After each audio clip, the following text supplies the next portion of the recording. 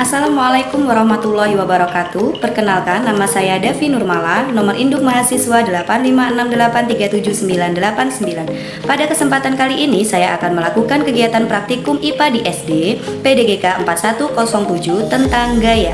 Kali ini saya akan melakukan kegiatan praktikum 1. Yang pertama ada gaya listrik statis, yang kedua ada gaya magnet, yang ketiga ada gaya gesek, yang keempat ada gaya pegas, yang kelima ada gaya berat, dan yang terakhir ada perpaduan gaya.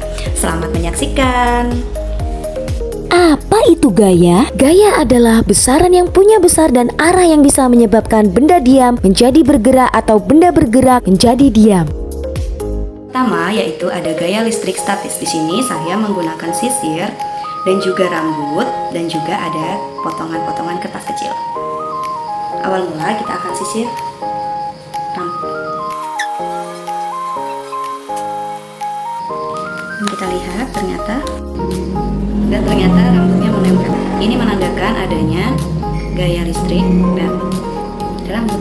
Selanjutnya percobaan yang kedua yaitu gaya magnet. Yang pertama ada magnet batang, ada kertas, ada seng, ada jarum jahit, ada benang, ada plastik, dan juga ada aluminium. Langkah percobaan, kita dekatkan magnet batang secara perlahan ke setiap bahan yang tersedia. Pastikan apakah bahan tersebut tertarik atau tidak. Mari kita tulis hasilnya dalam tabel pengamatan. Ternyata benda-benda seperti jarum jahit dan seng tertarik karena adanya gaya magnet. Gaya ini hanya bekerja pada benda-benda tertentu, terutama yang mengandung besi atau logam magnetik. Selanjutnya ada gaya gesek. Alat yang saya gunakan di sini ada karet, ada balok, ada dua neraca pegas, dan juga keramik. Di sini saya sudah menyiapkan balok yang sudah diikat dengan karet dan juga neraca pegas. Di sini kita akan melihat pergerakan neraca pegas. Kita kaitkan neraca pegas ke karet dan kita lihat gerakannya sebelum kita tarik adalah 0. Dan setelah kita tarik di sini berubah menjadi 0,5. Selanjutnya kita akan menarik lebih kuat.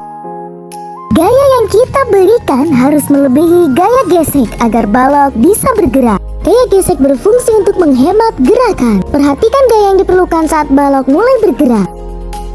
Biasanya lebih besar daripada saat balok sudah bergerak karena ada dua jenis gaya gesek, yaitu statis dan kinetis.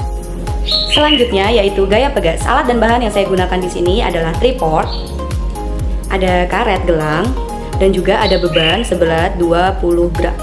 Mula-mula kita kaitkan karet ke ujung tripod dan kita tarik beban dan kita lihat. Ternyata karet gelang akan kembali semula setelah kita tarik. Beban kembali ke atas karena adanya gaya pegas. Gaya ini adalah kemampuan suatu benda elastis seperti karet atau pegas untuk kembali ke bentuk semula setelah ditarik atau ditekan. Selanjutnya di sini saya akan melakukan gaya berat. Alat dan bahan yang saya gunakan di sini ada tripod, ada karet gelang, ada penggaris, ada juga beban, dan juga di sini saya ada pengait. Mula-mula pertama kita akan kaitkan karet di tripod dan kita ukur karet sebelum kita kasih muatan. Karet sepanjang 6 cm. Selanjutnya kita akan beri muatan yang paling ringan dulu. Kita lihat berapa beratnya. Dan kita akan ukur berapa panjang karet. Panjang karet ternyata 12 cm di muatan 200 gram. Selanjutnya kita akan ganti beban dengan beban 400 gram. Di sini kita akan ukur kembali dan ternyata panjang karet sepanjang 22 cm.